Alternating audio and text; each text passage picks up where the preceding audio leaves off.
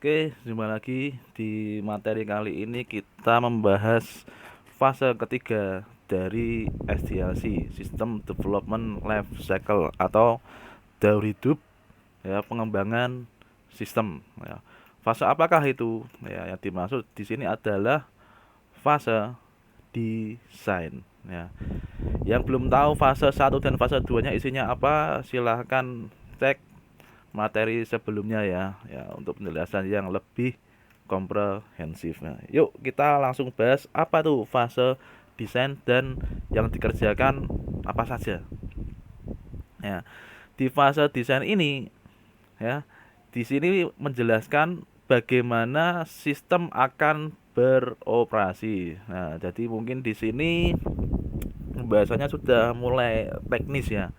Nah, ya, di sini mulai ya mengomongkan mengenai hal-hal yang berbau teknis, hardware-nya, software-nya, database-nya, nah, teknik pengerjaannya bagaimana ya.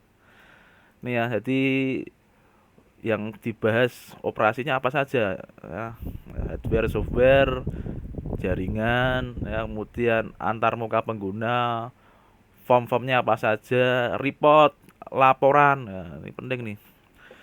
Report ini laporan akan bisa mendrive, ya, bisa mengarahkan seperti apa formnya harus dibuat. Ya, kemudian buat programnya pakai apa lebih spesifik lagi, ya harus berbasis web atau desktop atau mobile. Kemudian basis datanya gimana dan file-file yang diperlukan apa saja. Ya, jadi mulai bekerja keras nih di fase desain. Ya.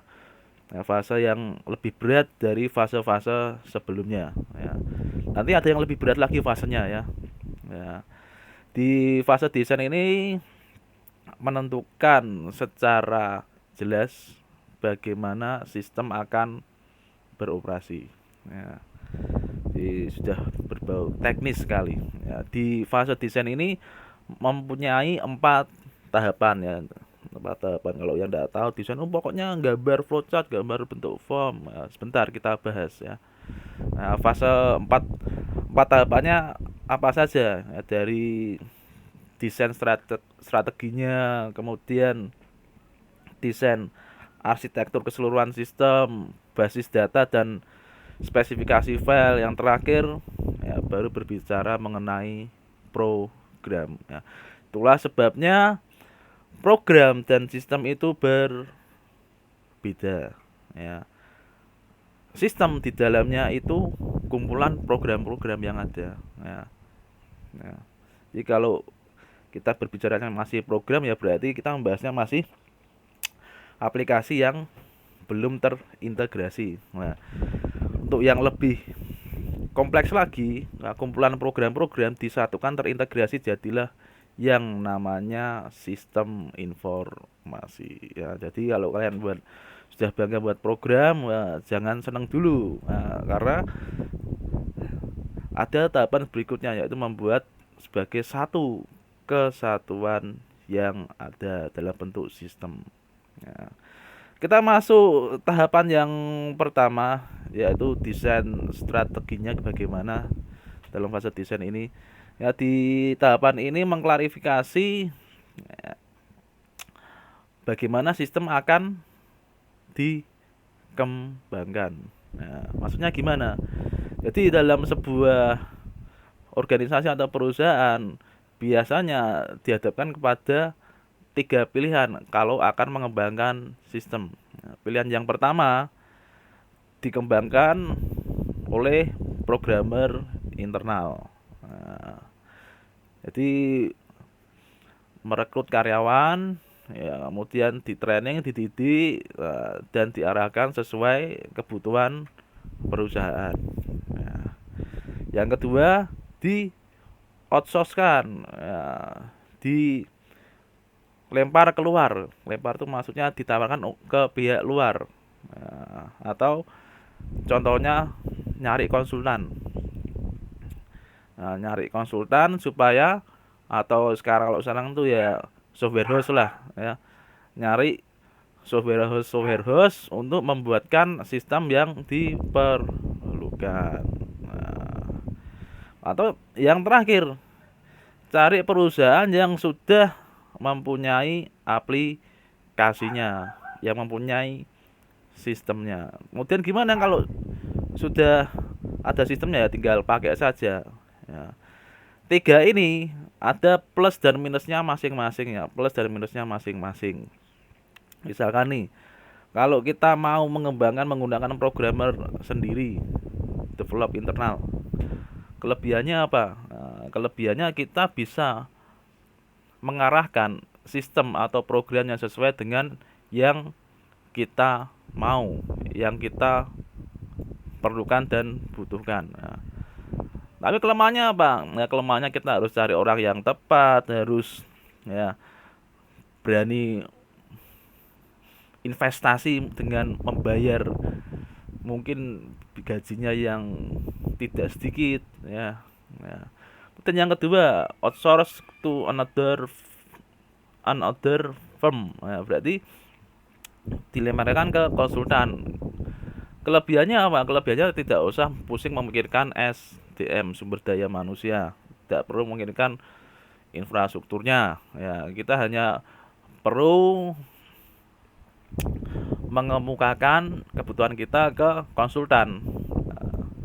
Minusnya apa? Minusnya tentunya ya, ada masalah konfidensial data. Datanya berarti yang tahu tidak hanya perusahaan sendiri. Nah, konsultannya tahu. Nah, kalau konsultannya benar tidak apa-apa. Nah, kalau konsultannya kurang bisa bertanggung jawab, ya, taruhannya rahasia perusahaan.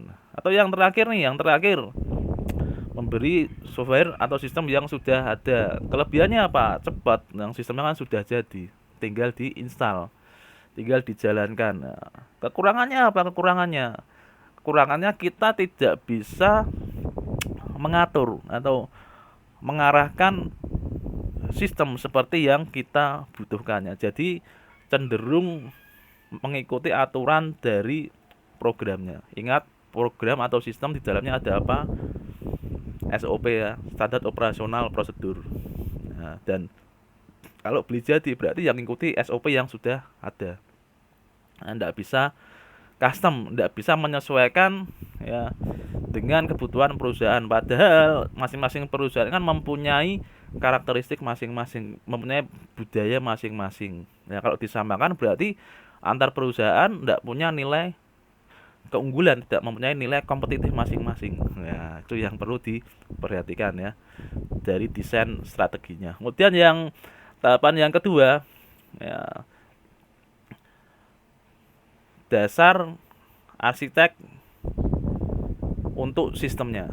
Ya, jadi ini berbicara bahwa sistemnya itu mau dibuat menggunakan apa? Ya, hardware-nya pakai apa? Perangkat lunaknya pakai apa? Jaringannya, infrastrukturnya bagaimana? Pakai topologi apa? Ya, SLA-nya bagaimana? SLA itu apa? Service Level Agreement. Ya, SLA-nya tingkat ketersediaan datanya mau berapa persen. Kalau mau 100% ya infrastrukturnya harus berani invest. Nah, jangan mau on 24 jam tapi investasinya ya, bayar karyawan saja maunya cuma satu shift ya percuma. Nah, percuma ya.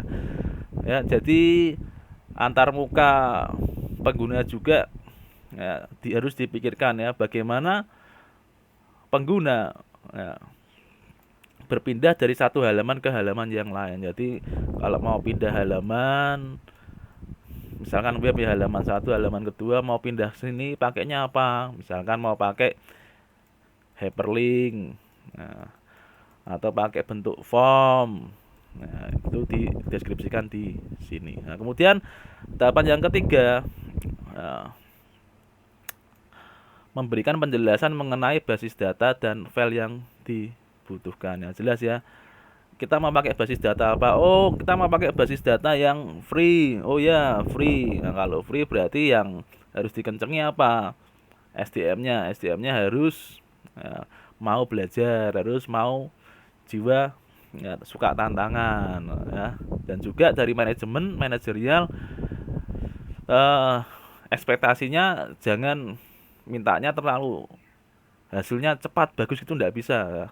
Harus ini ada sesuatu yang di trade off ya, yang ditukar. Kalau misalkan mau cepat bagus ya, pakai database yang sudah diuji, maksudnya dalam hal ini database yang berbayar. Nah, karena apa? Ada supportnya, ya bayar kok. Kalau ada error kan tinggal komplain. Ya kalau udah bayar, error mau komplain sama siapa? Ya, komplainnya sama pengembangnya.